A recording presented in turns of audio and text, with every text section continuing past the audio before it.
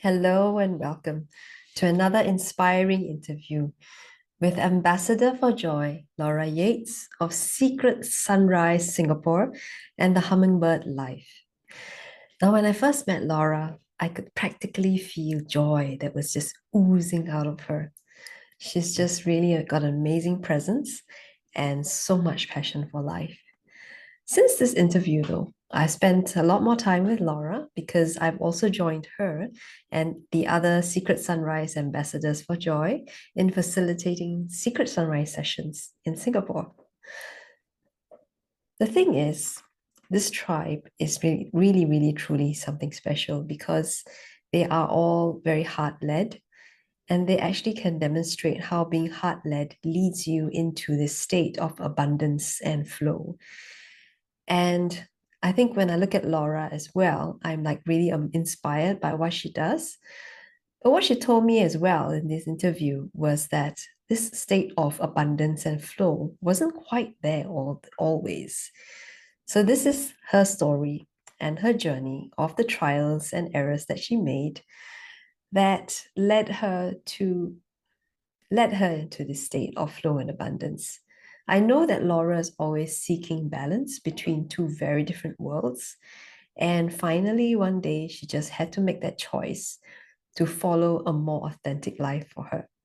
So, with that, I leave you to this interview and I hope you enjoy it. Bye for now. Okay, so hello. Hi, Laura. Hi. Nice to see you today. Yeah, thanks for having me. Good to Oh, see thank you. you for coming. I'm looking forward to this interview and have been looking for it for a long time. It's taken a while. Yeah. So, Laura, can you tell us the name of your business or your businesses? So I have two businesses. One is the Hummingbird Life, and the other one is Secret Sunrise Singapore. Mm. And what do you do with the Oh. hummingbird life? So the Hummingbird Life is basically how I share joy with the world. So the hummingbird flies from flower to flower, sharing the sweetness of life. Yeah. And around that, I offer shamanic cacao ceremonies. So these are deep processes for women and men to go within and listen to the whispers of their own hearts. I also teach mindfulness meditation, very much more of the corporate, so the science behind it. Mm-hmm. And I teach meditation, and I also actually do Reiki and one-on-one healing for people, which I have stopped recently, but I'm starting again. Oh, So yeah, quite a few different things. Yeah, wow. Yeah. yeah. And what about Secret Sunrise? What's Um, that all about? so that is a global movement to share joy with the world. It started in South Africa, and I brought it to Singapore. So essentially, I own the franchise of it in Singapore, and basically, it's a whole joy tribe of facilitators, and we do sessions at sunrise and sunset using wireless headsets, and we take people on this beautiful journey of stillness, movement, dance, unleashing themselves into freedom through music, movement, and connection. So Mm, really good fun, just sparking joy wherever we go. yeah, Yeah. it sounds really amazing. I mean, I tried one or two of the sessions and I really enjoyed it. So it's a little bit like a silent disco sort of thing going on as well, right? Yeah, the headsets are similar, like that's what people associate, but obviously the process is very, very different. We're a no alcohol movement, and it's also all about the facilitation and taking people on this safe space in order to unleash themselves Mm, fully. Yeah. okay, yeah. So like how long have you been doing the whole six not Secret Sunrise, but Hummingbird Life? Hummingbird. Well, on and off pretty much my whole life, I guess. But throughout, I used to be an accountant, so I had a corporate career. But alongside that corporate career, I always taught yoga or somatic dance called Nia alongside this corporate career and as well as meditation. But about 6 years ago, I stepped out of the corporate world completely, and then I hosted a lot of yoga retreats. I focused a lot more on yoga. And then about 4 or 5 years ago, I got into cacao ceremonies. And Mm, so that became a big focus of mine, as well as then the mindfulness meditation. I've always taught meditation, but learning the science behind it. I launched that in 2019. mm. So So a big everything's been happening in the last 5 to 6 years. Yeah. I feel like there was a big change in 2016 and then a big change for me in 2019. Those have been like almost seem to have 3-year shifts a lot. So those are some big changes for me. And then I moved to Singapore in 2020. So basically launched the Hummingbird Life and Secret Sunrise both in Singapore in those years. Yeah. Okay. So coming back to the big changes in your life in, say, 2016. So you said you've always had it parallel. What made you decide that you wanted to like do it, focus more on this other side of you? So I've probably had this the inkling and the calling to do it for quite a while, but I didn't listen very well. So I actually, it was mainly my mental health struggle in corporate that really pushed me out of it. And in now I'm trying to think, 2012, 2013, I actually was hospitalized for burnout and anxiety and depression as a result of being like pushing myself too hard in the corporate world. But still, I recovered from that and then went back into corporate and carried on and constantly did these parallel things. I was always dabbling on the side on something creative. But in 2016, I really realized that my deep connection to nature was missing by working in the corporate world and in the city. So I left corporate and we actually moved to a farm and took over a family business for a while. And alongside that, I really got more involved into teaching yoga and meditation. Oh, wow, you moved to a farm. Yes, yeah, I moved back to my family farm. Yeah. Wow. So I've always trying different things. And then in 2019, we left the farm and I then went full blown 100% into only doing what I do now. Yeah. Okay. So I guess I'm just guessing, but like it doesn't seem like you actually enjoyed the accounting career at all. Like what made you choose the accounting career in the first place? A big reason was actually a personal one from seeing my mum not being financially independent from my dad and not being able to leave her marriage. So my decision was purely in that I wanted to be independent and not rely on anyone financially. I also am good with numbers and it came easily to me. So studying it was very easy and so it was an easy thing to choose from that perspective. But I have always dabbled, even during my studies in my third year, no, between my third year and my honors year, I started questioning whether I want to do that. And I actually took some time off. And again, throughout my career, I have taken these gaps where I have stopped and gone, is this really what I want to do? And the easy route is always got to go back into that. It's always like the easiest. Yeah, it is. But I am a very creative and deeply spiritual person, and especially I have a deep connection to nature. And I constantly felt like I was out of alignment being in the court and doing accounting. To be honest, I still even running my own business. I put it off until the last minute. But it is something that comes easily, but it does not bring me joy at all. And I do feel like I was, especially in corporate, I was completely out of alignment of my feminine energy. I pretty much felt like I was telling people being someone who I am not, and I did not feel authentic at all. And is authenticity very important to you? Very. Like since you're young, or is it something that just like evolved over the years? I think it's always been an undercurrent, but my awareness of it has come in the last 10 years. Yeah. So I do think if I look back at my behavior of certain things, that has been a driving force. But in the last 10 years, I've really been aware of how important it is to me. Okay. So let me just share the screen and share with you what your birth chart looks like.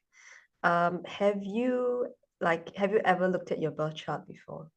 I did one. My mum gave me a gift for my 30th birthday, but I actually can't remember much about what they said, to be honest. Okay, no worries.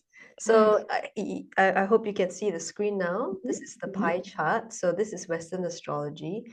everyone's got 12 houses. So if you look at their numbers here, 1, 2, 3, 4, all the way up to 12, each one of them representing an area of your life. So for example, number 1 represents the way you present yourself to the world, your initial contact, the way you look at the world as well. And say house number 6, I'm just moving on to another example, is what you do on a daily basis, your work, your working environment, and so on. So, and all these funny symbols that you see here are actually represented, they're actually planets that were in the sky at the exact time that you were born. So this is like a snapshot of what the sky looked like when you were born. Okay. And the planets, of course, each one of them also falls into a particular constellation, which is represented by, say, if you look here, this is Pluto in this constellation of Libra. This is Uranus in Scorpio, and so on and so forth. So by interpreting someone's chart, I usually take the 3 factors: the area of life, the slices of the pie that you see. The second thing is I look at the planet, and I also read into what the energy of the planet is like, which is looking at the constellation, or what you call a horoscope as well. So typically, yes, you would probably know based on your birthday, you're actually a Taurus, right? And that's a Taurus sun. Okay, so you have 3 things here in Taurus in the 6th house. But of course, there's other elements of you in the chart here. So I can see that, for example, we have Jupiter and Mars and Saturn in the sign of Virgo. And this particular planet here is Uranus, and that's a very strong planet for you.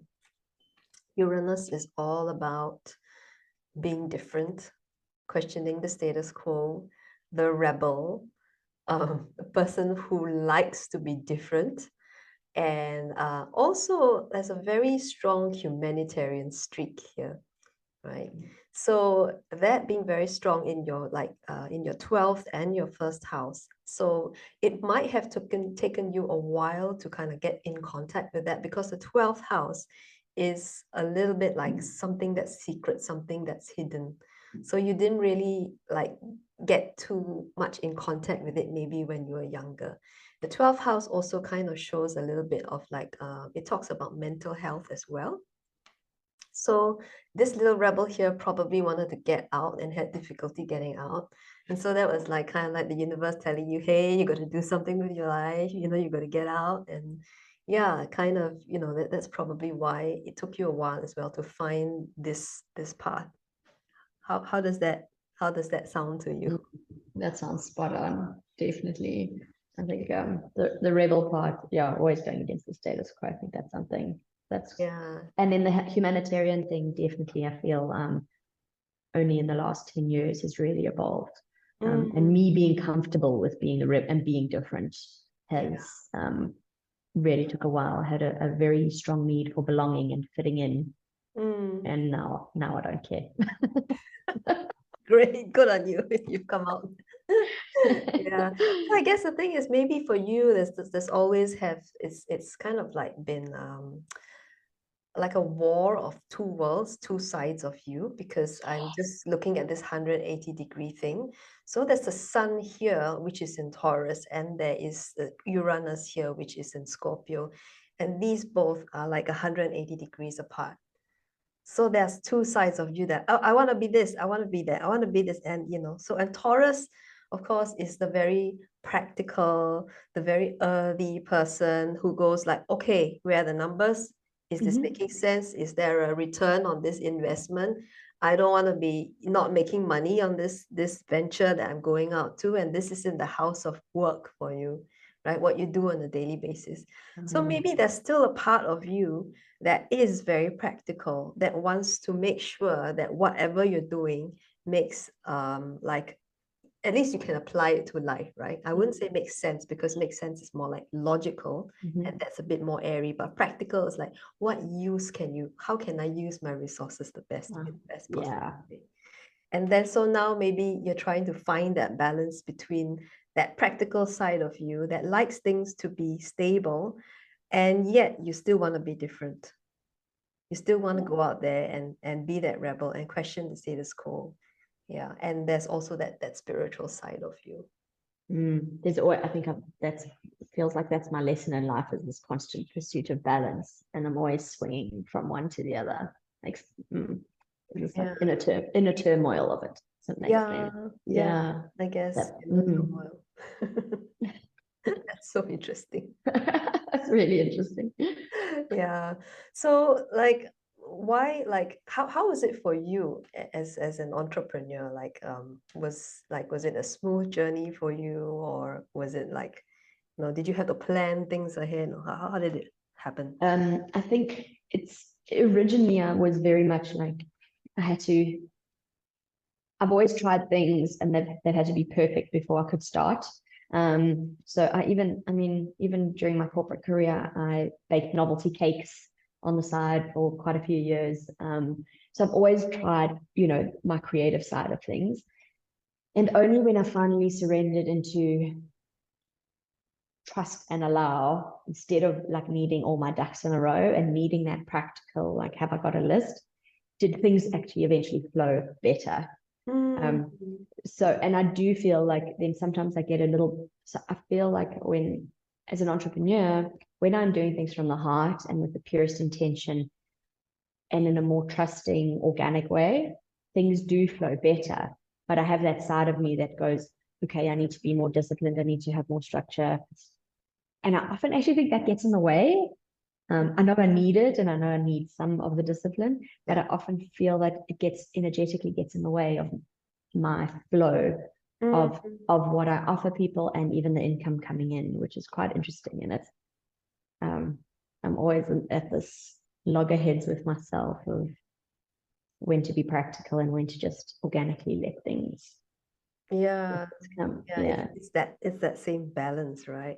it is. Always have to find. It's like weighing scales basically. Yeah, exactly. And I feel like so throughout whenever I've dappled in things, it has been a struggle because I've always been like, how does this work? Until probably the last 5 years where I've really just let go.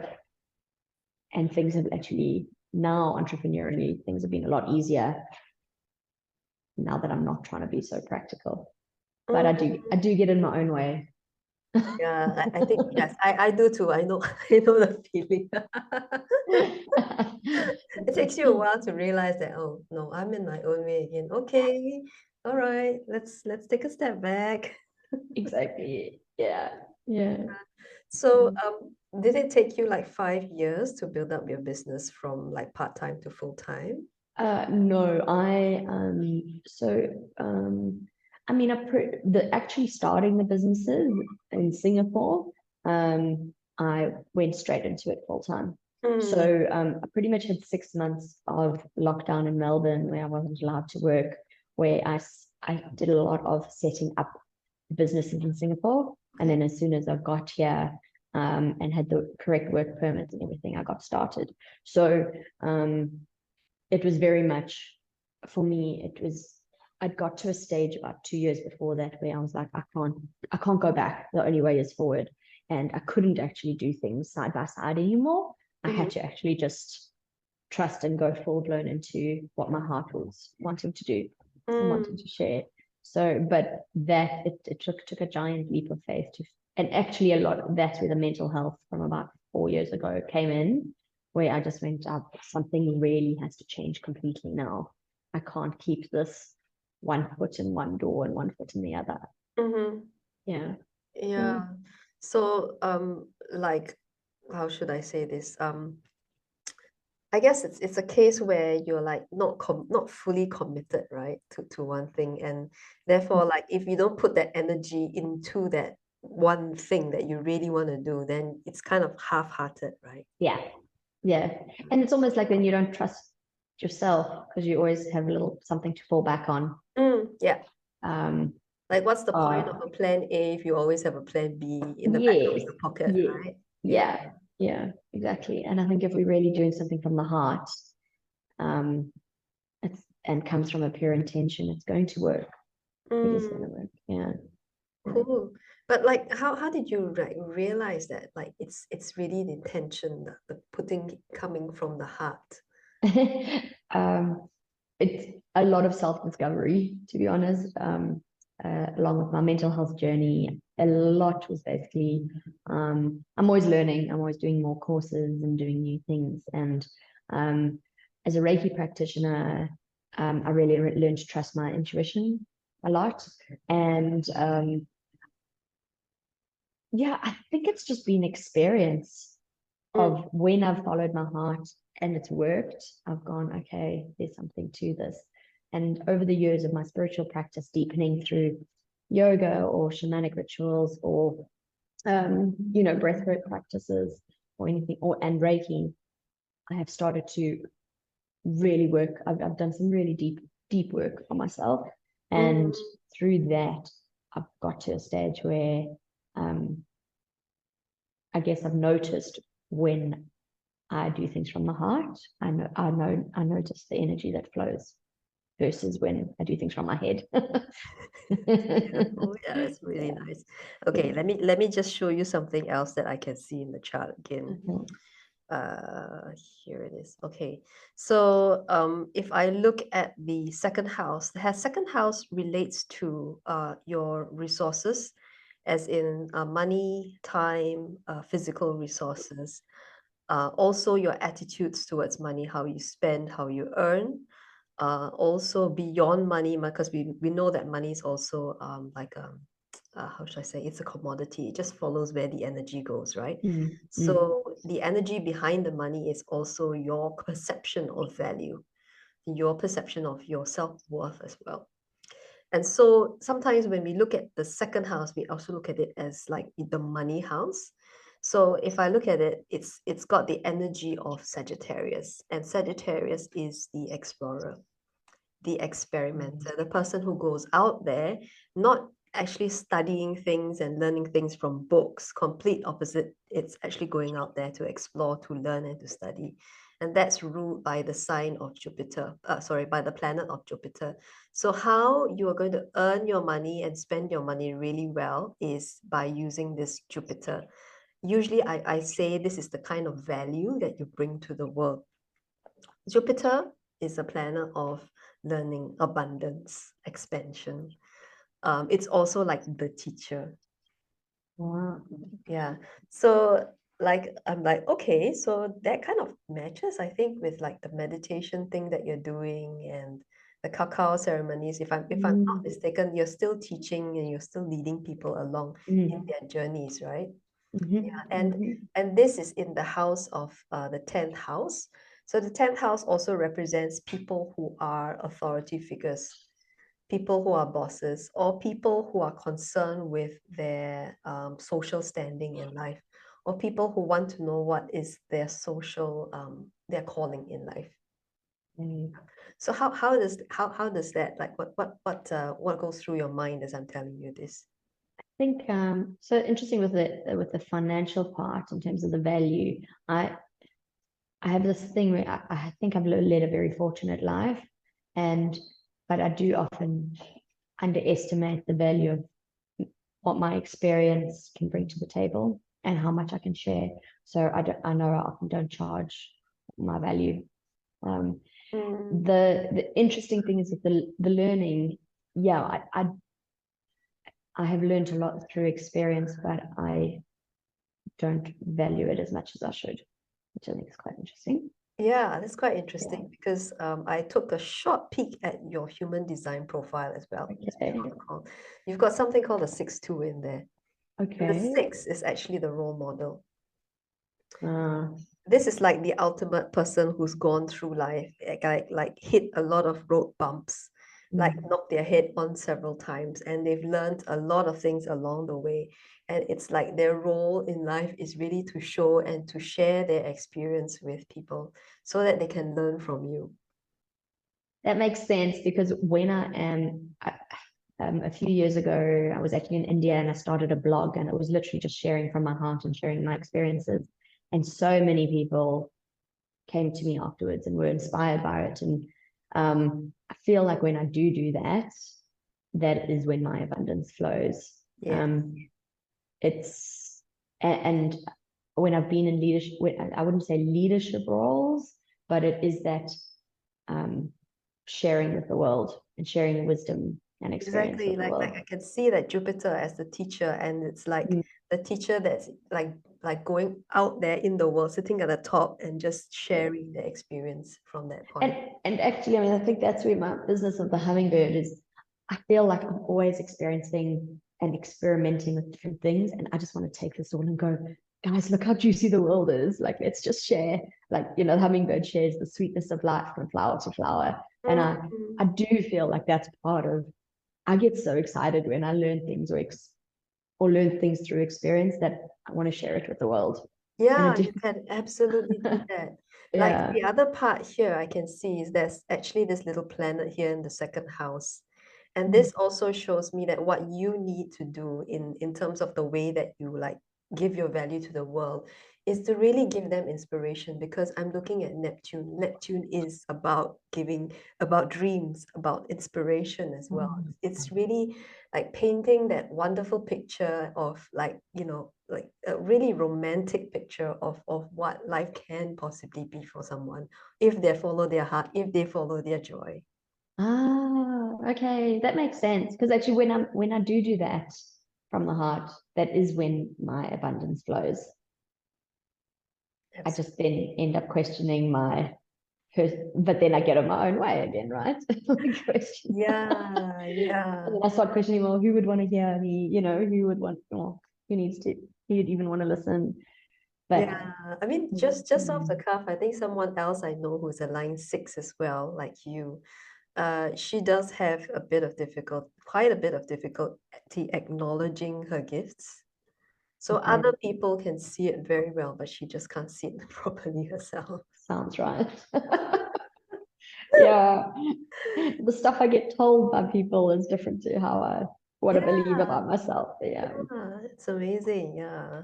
Wow. interesting. Yeah, very, very interesting. Mm, Okay, so now we just move on to a little bit more about what your sixth house is all about. So your sixth house is all about your work, what you do on a daily basis, the people that you serve, and it's ruled by the sign of Aries, which is a very fiery, enthusiastic, passionate sign. And Aries is actually also ruled by the planet Mars, right? And it's all the way ah, up there. It's a very public house. The way in which you're doing all of this is really with, you can actually be working with corporations very well because they are all like authority figures. They're all corporate. There's a certain level of social status that they have, these big companies. Um, and the Mars is also about being passionate, about igniting your flame, about self-assertion, right? ah. Yeah. So how does that feel for you? Yeah, I feel like I'm sometimes in a bad way, a very fiery person, but also a very passionate person that it can come across in it. And that is what drives me. If there's something I'm passionate about, I will um, put my heart into it and I will go all out. So that makes sense for me. My purposes need to be driven by passion. Mm, The authoritarian, yeah, the corporate, it's interesting because I'd have this bit of a love-hate relationship with that. After yeah. having been in corporate, and having come from there, I have a really deep passion and desire to help the people that are in it Yeah. and be the person that I wish I had met 20 years ago, Mhm. if that makes sense. Yes, Um, yes, that makes sense because like if I look at these two guys next to each other, one is Jupiter, the other one is Mars. You put those two together, you become like the advocate. You uh, have a very strong drive, and there's a certain theme that you will probably be like, I want to fight for this team. And it's all in the 10th house after all again. okay, Yeah. yeah, that makes sense. Mm. And that's a big thing with me in terms of like mental health and wellness in corporate. It's because of where my personal experience in it. I have a lot to say about it. Great. Yeah. Yeah, so like okay, I'm usually so amazed when I start interviewing you guys because you're like also like following your path. Like, when I talk about it, it just makes so much sense to you because there's so much of it you're already doing, that you're following your heart, you're following your joy. Yeah. But it's interesting that this is where it is. Whereas if you had told me this 10, 12 years ago, I would have been in a very different position, not following my joy. And that shows why I was so out of alignment and why why I struggled so much with my health, because I wasn't doing this, and I wasn't following the passion and the joy. Yeah. That's yeah, I guess it's only like when you're ready, Yes. then it just comes up with, okay, Now it's I'm on time. the right path. Yeah. So the third symbol here is Leo, and Leo is like the ruler of your career house. Leo is that, like, again, very fiery but very, very, very creative sign, right? Very enthusiastic, very like dramatic, and like this full of creative energy in it. And that's the kind of career that you're going to have. That's ruled by the sun, and the sun is here. So the sun is the one that's like about individuality, about vitality, about self-expression. What are you doing this? And you're doing all of this in the area of working environments. So I can see how something like a secret sunrise actually is your calling, because you are helping them to like express themselves, right, in a more creative way, and really truly like just enjoy the whole dance and enjoy themselves. Yeah, that makes sense. And it's about inspiring people to spark that passion within themselves through the creativity and the self-expression. Yeah. Yeah, that is so cool. So like just one more thing I did want to share with you though. That's a bit of more of analysis that I did, which actually talks about psychological profiles. So there's one, I would say it's a little bit complicated, but based on calculations, this guy here, Uranus, and this moon here are actually strong, good influences on your vocation, on your career as well. So what the moon Uranus is called, it's called the individualist. Person who wants to be different. They're fine being different. Right? So the moon is represents how you nurture and how you take care of people.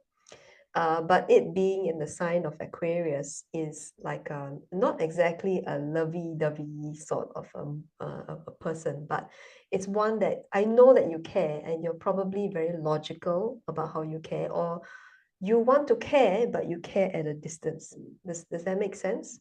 So it's not so much like it's not maybe not so important to you to have to care for people like in that motherly traditional way, but it's more like I care for a cause, right? And how I'm going to care for you is I care for that cause, and I'm going to make sure that cause happens for you. Yeah. Yeah. Yeah, that makes sense. I think I do sometimes get too involved in caring too much for individuals, and for me that drains me a lot. But when you say that, like, I think that is a more energetic way of caring for people for me. So that makes sense. So it's like you don't have to necessarily connect on a one-to-one basis, actually. What you can do much better is care from a distance, and really like be that person who talks to like this big crowd of people, right? And that's how you care for them. Okay. Good thing I'm doing keynote speaking. Yeah, or secret sunrise or facilitating sessions. It's not like you have to like do a one-on-one sessions all the time. I think if you did group sessions, it will probably be better. That really makes sense, because also I love the energy of group sessions. So yeah, and I almost feel like then we're all there to mirror each other and help each other. So that makes sense. That's all right. So wow. like did you like have any other questions around your chart or I anything? feel like I've got a lot of questions now. Like you've opened up Pandora's box. I think you've given me a lot to think about in terms of I really have actually been thinking about where to put my energy and to which offerings, and you know, where do I receive my energy back? Not just in financial abundance, but also just in terms of like, how do I hold my energy? So I think you've given me a lot to think about in terms of where my chart is. I mean, I now start thinking of like specific, like, should I do this or this or this or this? You know, like even from an admin perspective, should I be doing, I mean, the part of like running the business, the practical side. I know I'm the touring, but oh God, kills me. You know, Yeah. and it's like, oh, should I get someone else to do it rather, so I can focus on the joy and the inspiration and facilitation. Yeah, I mean, it really does sound like there's so much of the bigger group facilitation that you can focus on. And like what we say, right, in human design is really just follow your joy. If you don't like doing something, then give it to someone else to do. Yeah, and let's stick with what we're good at, I guess. So Yeah. yeah, that's really interesting. Yeah, because I have been, I think that, yeah, you've given me a lot to think about in terms of yeah. Good, good, good. Mm. Yeah. I'm really happy. Thank you. This is really, really interesting. Yeah, Really but interesting. like I'm really actually still really amazed by, a lot of people like you've like taken that conventional route at first and then kind of discovered through some event or something like that. And for you, I guess it was Mm. mental illness, and then Mm. you get into mental wellness. It's like, wow, okay. I do hope that this story inspires more people Oh, to I take hope that so too. unconventional route just like you did. Yeah, oh, thank you. I hope so too. Because I Yeah. think, so often we trying to do things to fit in or to please other people, or just doing what we have convinced ourselves is the right path. Um, but I feel like when life isn't flowing at ease, that it's a sure sign that something needs to shift within us, or we need to shift something in our lives. Mm, yeah, Um, that's a really good one. I'm going to put yeah. that as a quote from Laura. Okay. Okay, cool. Yeah, Okay, Laura, I'm going to stop the recording, but I'm just okay. going to say thank you so much for your time. Oh, you're welcome. Thank you. I've really enjoyed that, and it's been so interesting. I'm feeling inspired. Thank Thank you. you.